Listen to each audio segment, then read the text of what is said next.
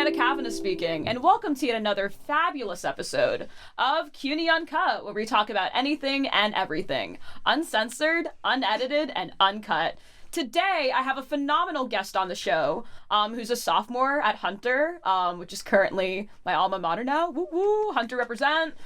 She's majoring in political science and doing a bunch of kick-ass stuff in the political sphere. She's currently a project leader in environmental science at NYPIRG, and also a fellow for the New York Birth Control Access Project. I would love to give a warm welcome to Isabella Grullon. How you doing, Isabella? I'm good. Thank you for that nice introduction. Hey, Hannah. well, thank you for being here. I'm so pumped to be on this amazing radio show. Oh, well, I'm so excited to have you on the show to talk about birth control advocacy, specifically in New York State, because there's kind of a lot of misconceptions that kind of need to be unpacked in regards to, you know, why these incentives are necessary, why more people should be aware that these incentives exist, and that sort of thing. But I was wondering, actually, before we really get into that, like, what was your own personal experience like with either like birth control education, whether it be sex ed related or policy related, prior to your work in this kind of field?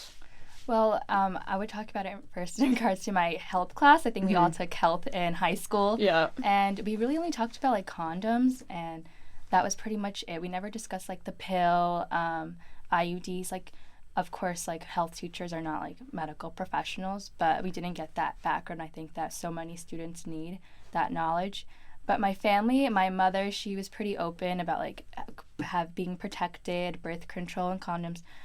And my doctor, we had an open relationship, and like I was very open to discuss things with her. I know it's hard sometimes in some communities.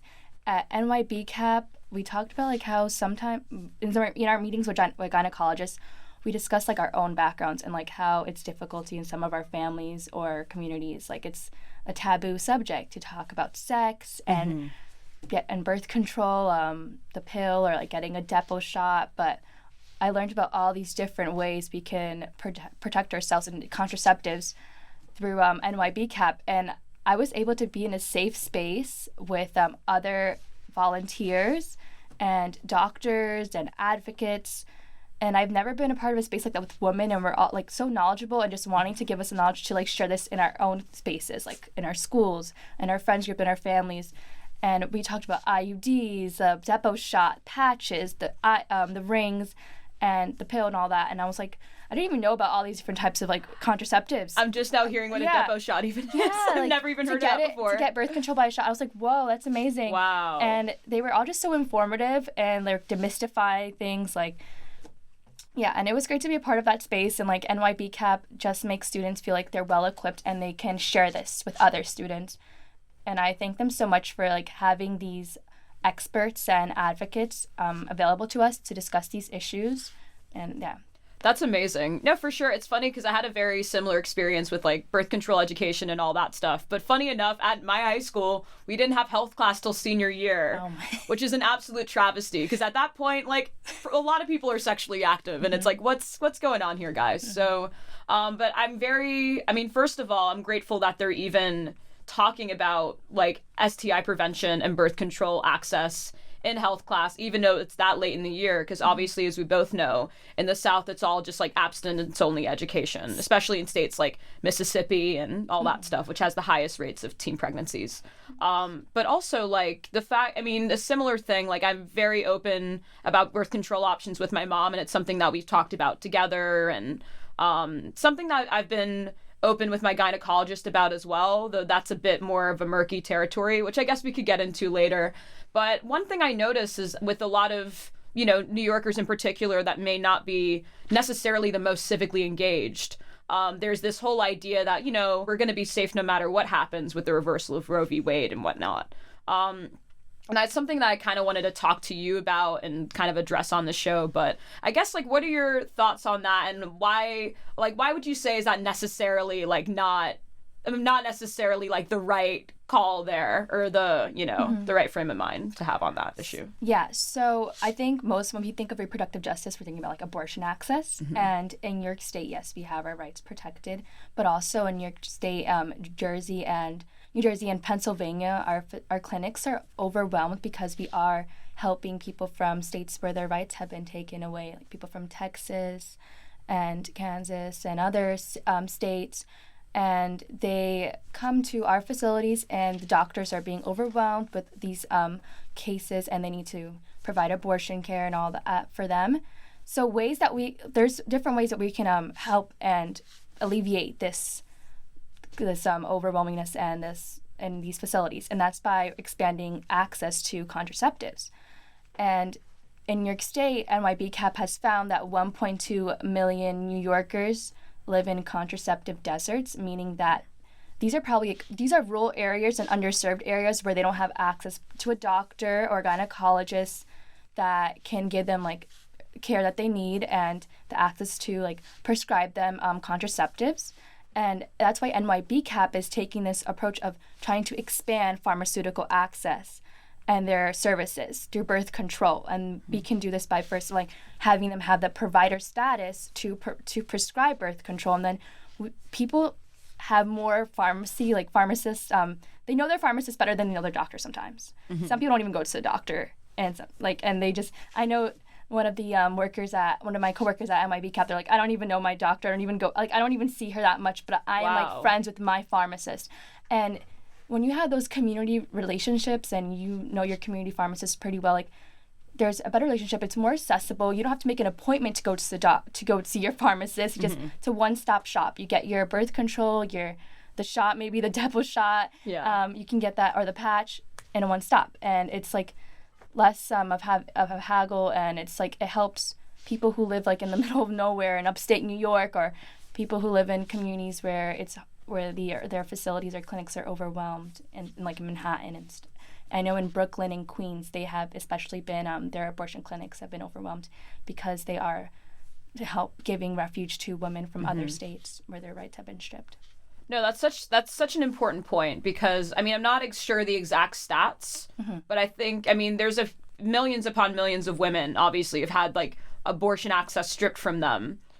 So it makes sense that there would be like this flocking to like sanctuary states that are able to provide those services, no matter what, state you're a resident of or anything of that sort. But I guess the thing is, there's this whole idea that, when you're meeting with a doctor, that they're like the best person to kind of judge like what options are right for you and that sort of thing, especially like if you're a great candidate for certain birth control options compared to other ones. So I'm wondering like how, if you know, like no worries, we could just like talk about it, but like I'm wondering how that factors into like birth control access in pharmacies. Is there certain like tests that are taken, or maybe like a medical history sent over to kind of ensure that patients are proper candidates for the... I'm not too well informed on that aspect, but right. I know the legislation that we are working on at NYBCAP, and that is for New York State to pass. Well, there are assembly members and our senates to pass legislation that will give pharmacists provider status and for them to be able to prescribe birth control. And of course, they'll have like the medical history passed on, but like I'm not sure if they're going to have to do testing and all that. Right. But we've already had this in 22 other states in the U.S. Oh, brilliant. Okay, yeah. Cool. And New York State is ranking with Texas and not like having the proper, the right access, enough access for women to access contraceptives. And that's shocking because like we're supposed to be leading the nation. Yeah. No, for sure. And there's this whole idea of like blue states having more access than red states, but then you really realize that that doesn't necessarily matter. But I mean, I guess one thing I wanted to kind of talk to you about as well is like the misinformation regarding like birth control and just like healthcare on the whole. And I'm wondering if you've met anyone that's kind of felt this way. But I actually read that like apparently Gen Zers are the most likely they're way more likely to mistrust their doctors or any kind of like healthcare professional compared to previous generations. I think like 44% of Gen Zers say that they don't trust their doctors, according to like this study that I found out about a few months ago. But I'm wondering like if you feel like that's had any effect on the advocacy work that you've been doing with the New York Birth Control Access Project, And if so, like how? Okay, so when we have our meetings with the gynecologists and advocates, students, these are all college students, they volunteer first and they're first associate board members. That's just, but we're volunteering and learning about the advocacy, the legislation of that NYBCAP is supporting and trying to get passed. And when we have these conversations, some students are like, oh, I didn't know about this, I didn't know about that, with our gynecologist, like about the IUDs, the rings, the patch. And yeah, so there isn't enough education in that aspect from our schools. And then we realized, like, oh, there was all these, like, possibilities and, like, there were these different ways for us to protect ourselves. And I've also seen students also more well-informed, and especially at Hunter, when I did some petitioning for emergency contraceptives. This was for vending machines to have emergency contraceptives. We're just going to add it in the vending machines you already have on campus, so it doesn't have to, like, people won't have to go to a emergency contraceptive vending machine, and, like, we don't want any student to be judged. That's a game changer, though. That's amazing. And when I walked around campus and asked for support, like petitioning, and can I have your signature for this, many students were on board. Nobody was like, no, I don't believe in, like, birth control, or, like, oh, I'm not too sure, like, is this unsafe? But, like, most students were, like, on board, even guys and women. Like, I was surprised, and I thought I'd have a lot of students, like, questioning me, like, I don't support this, or, like, no, but, like, no, a lot of students are on board with this, because you've already seen this in Boston University. We also seen it in, what's the other college? Barnard College. Students have organized already and expanding this access on their campuses. And that's called Bread and Roses, is that right? Or is that a separate thing? No. Bread and Roses, Bread and Roses and NYPIRG, these are two organizations on Hunter campus that collaborated with me. We coalitioned, and they helped collect signatures for emergency contraceptives and vending machines, and they were amazing. Bread and Roses is a socialist feminist group on campus, and NYPIRG is the New York Public Interest Group. They have they're the largest student-led advocacy group in New York State. They have many across CUNY campuses, John Jay, I believe. We have one at Queens College. Yeah, they do incredible work. They do incredible work, and community colleges too. They also work there. So yeah, those are just, like, grassroots organizing. They do so much amazing work in NYPIRG. But yeah. That's awesome. Wait, so what's the current status with the vending machines at Hunter with granting emergency contraception? So we collected 200 signatures within, like, 4 days. That's amazing. Everyone at NYBCAP was pretty impressed. I was surprised to do that so fast. But, like, everyone was on board. Like, yes, we wanted to have this. And I think everyone was just, like, they just were so engaged because of the overturning of Roe v. Wade. Like, we need to expand accessibility. Yeah. And they're like, yes, this is just common sense policy. Like, just have it on campus, have it where students need it, where we are, like, commuting, like, every day and conversing, and where students have a community. Like, this is a safe space. I think on campuses we have the ability to just had this common sense policy, but we need the administration to be involved as well. And so what we've been doing is communicating with the president of Hunter College, but there's been a lot of things going on at Hunter, with the dorms. Yeah. And so, yeah, they have a lot of policy issues they are working on themselves. Yeah. And working with bureaucracy in, like, any capacity. There's a bit of a delay, but USG has been on board. They provided the support that we need. But it's slow. Policy's incremental, and this is, like, a major change, because since Hunter is a part of CUNY, this might affect other CUNY colleges, I believe, too. For sure, yeah. So, it's not just, like, a private college, so they can't just, like, change everything as quickly. They have to work with the state as well. But, yeah. Yeah, no, it's a big deal for sure. No, it's interesting because, okay, a couple things. I have, like, so many thoughts running through my brain because it's such an interesting conversation. I guess for starters, like, in regards to making informed decisions about birth control, I mean, I kind of hinted at this before, but I've had my own experiences with, I tried a hormonal IUD actually, September of last year, and my gynecologist told me that it was localized and that the hormones aren't being pumped throughout the entire body, which, looking back, was, like, not, I guess it makes sense that that would not be the case, but at the time she said it was localized. I'm like, okay, cool. And then I got it, and the side effects were that it would be spotting, essentially. It would be the main side effect. But I essentially had my period for, like, 6 weeks straight. And I was like, I'm not vibing with this. This is not for me. And then I did my research, and it turns out the IUD is not localized. It has the same effect as like hormone replacement therapy. It's like a similar thing. So I was a little bit irked with my gynecologist. I was like, why would you tell me that it's localized when it's not?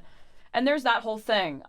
So I guess like, and then another friend of mine got a copper IUD, and she had such severe cramps for months on end, she had to get it taken out.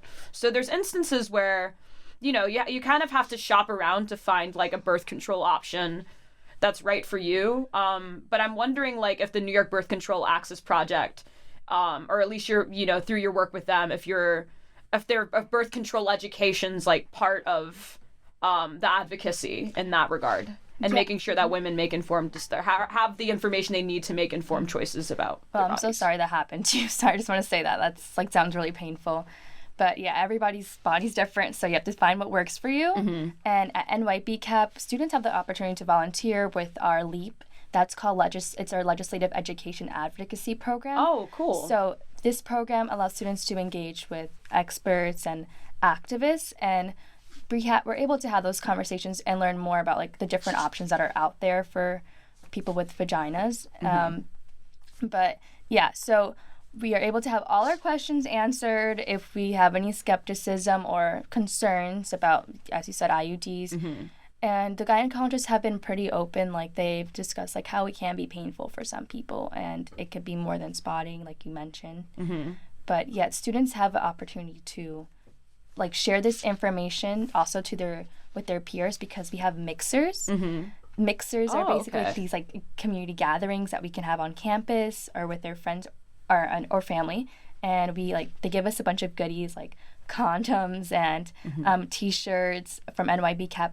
But we also have conversations about birth control access, reproductive justice, and the work that NYBCAP's doing. And then students have the opportunity to get more involved if they want to and learn more about our work. And yeah, we share our knowledge with them, and yeah, just to have a well-informed community on campus.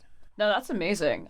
Wait, so how long? I guess I'm wondering with your trajectory with the New York Birth Control Access Project. Maybe I should have asked this earlier, but like, how long have you been involved with them for? And I guess how has your role in the organization changed since you first became a part of it? Well, it started with my professor from Women and Gender Studies sending me an email about like something. She said, you might be interested in this. And then I looked into it, and it was their associate board applications, their volunteer work. And so I applied, and I got in within a couple of days. They accept most students because they just want students to be well-equipped and to know their ways that they can fight for and advocate for reproductive justice. Mm-hmm. And I encourage everyone to apply if they're listening now and they go to a CUNY school. They should definitely apply.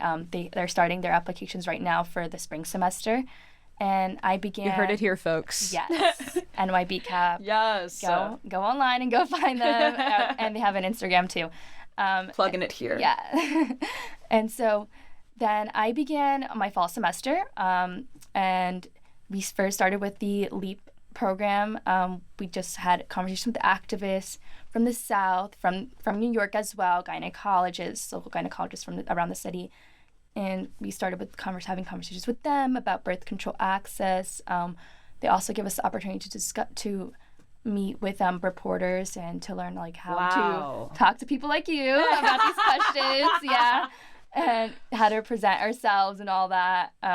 So that was great. They equip us with the right tools. We met with some lobbyists too, and like how to go into these meetings well prepared, like what's the agenda? So students, they learn a lot about policy work, and it's amazing. Yeah. That's incredible, especially because lobbying's like, I mean, from what I've learned, it's like a full-on hustle. Like you really need to get in people's faces and not back down at all. Yes. So that's sometimes definitely... they give you like the square away questions, but you have to keep going, keep them on the agenda. But yeah. And then now I'm a fellow, so they asked me if I wanted to become an intern, and I was like, yes, of course I will, love to. And so now I'm just doing legislative research and also lobbying. I've been able to have some lobbying experiences. I met with the legislative staff of Senate Majority Leader Andrea Stewart-Cousins. Oh, cool. And we were basically advocating for the policy for pharmacists to be able to prescribe birth control. Mm-hmm. The bill right now is being reintroduced in the Assembly, so we'll need to get the Assembly support and Senate support again this legislative session. And another important aspect of it is that we need to make sure we acquire the proper funding so that way we can have ads and make sure that people in New York City and New York State are able to see like ads on their transportation or like their local pharmacy that you can get birth control here. Because Jenna Bimby, she's the director of NYBCAP, and remember in one of the meetings she discussed when she went to Kansas, like they had it there, like pick up birth control today at your local pharmacist, like advertising right there, like by the state. So we need to make sure we have that funding as well, so people are aware of the resources that are available in their state if this legislation is passed, hopefully so. Cool. But, yeah. Wait, so what's the usual timeline for things like that? So does the passing of the bill need to coincide with the finalization of the fiscal budget for that year, or is that how it does? Okay. Yeah. So we first need to get it passed in the Assembly, then the Senate, and then we need the funding.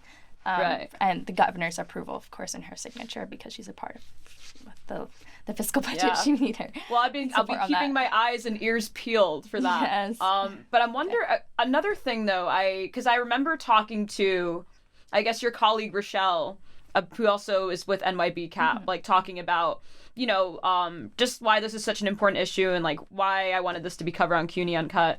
And she was like, yeah, I say to people all the time, like, my job should not exist. Like, I shouldn't have to be doing this. But since these resources are necessary and, like, people, and there's not enough of them, there's not enough access, like, that's why jobs like this are necessary at this point.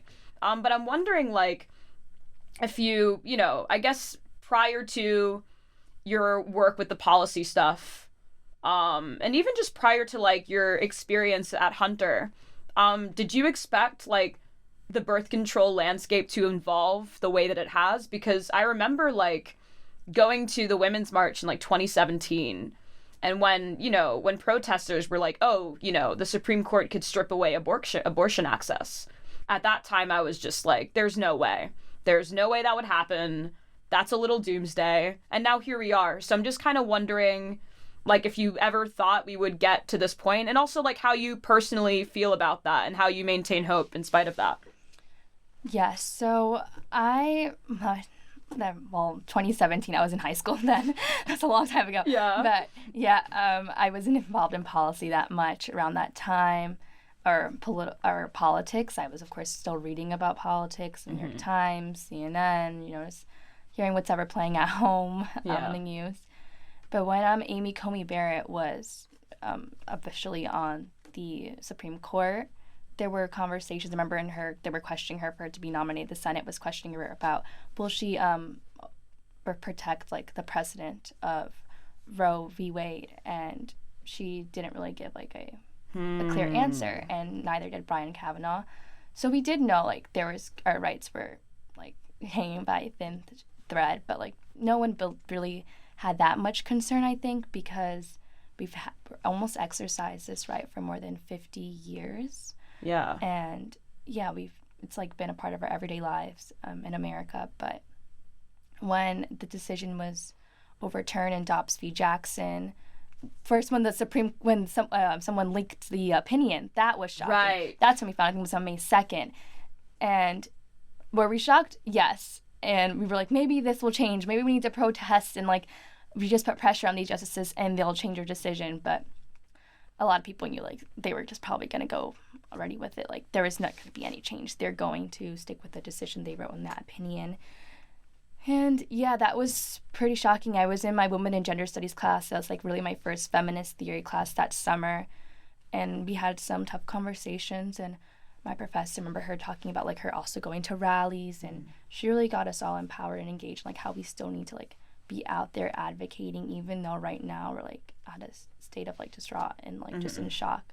We just need to keep on going and act with the activism and voting.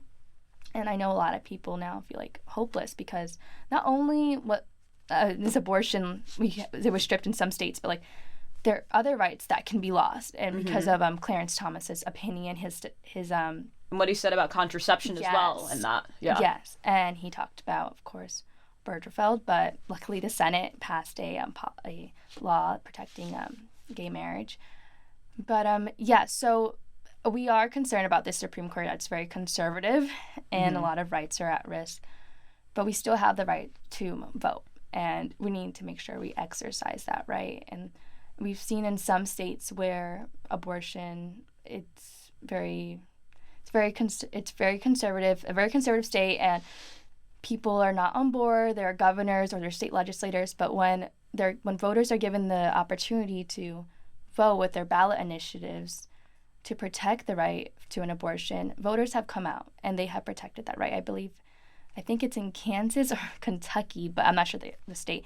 But voters have showed up and they protected their right to an abortion. That's amazing. And it's this is just like an agenda that we are seeing from the far right, and it's not a popular agenda across the amongst Americans. But this is an agenda that's been going on for years. I think when Trump became president, they had this agenda for him to appoint very conservative justices. Right. Yeah, we still have the right to exercise. We still have the right to vote, and we need to show up to all these places and rally, pull up to and the ballot. Grassroots organizing, support your nonprofits, volunteer.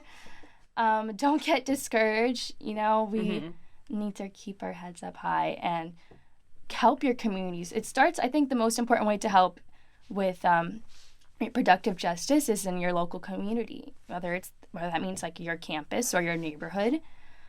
Get involved in an organization that is educating fellow students, your peers, or they're doing policy work. There's so many ways to get involved, and yeah. For sure. That is such like a mic drop moment. That's all beautifully put, poignantly put. This was such an incredible conversation, and we're already almost at the tail end of it, which is crazy. But I was wondering, like, I guess before we wrap up, is there any like incentives you'd like to plug, or like what have you been working on right now in rapid fire? Okay, yeah. So right now at NYBCAP, I've been researching provider status legislation. We've seen this in other states because of COVID. Pharmacists have been able to expand their services through vaccination, providing the COVID vaccines like Moderna and et cetera, the Pfizer. And so we can see them also providing contraceptive services, as I discussed. There are also some pharmacists across other states providing medication for drug rehabilitation. So just like the expansion of pharmaceutical services will help reach so many low-income and rural communities. And this is just so needed because I think whether you're a Republican or Democrat independent, healthcare is a major policy issue, and affordability. This is not a right. It shouldn't be privatized. No, we need to make sure we are expanding access. Everyone deserves access to healthcare. And when it's through our pharmacists, we're able to see the community have more trust in their pharmacists because they see them daily when they pick up medication. And this is just going to help so many communities if we are able to expand access to pharmaceutical services, but we also need them to have that provider status so they can get paid the amount they should, the pharmacist.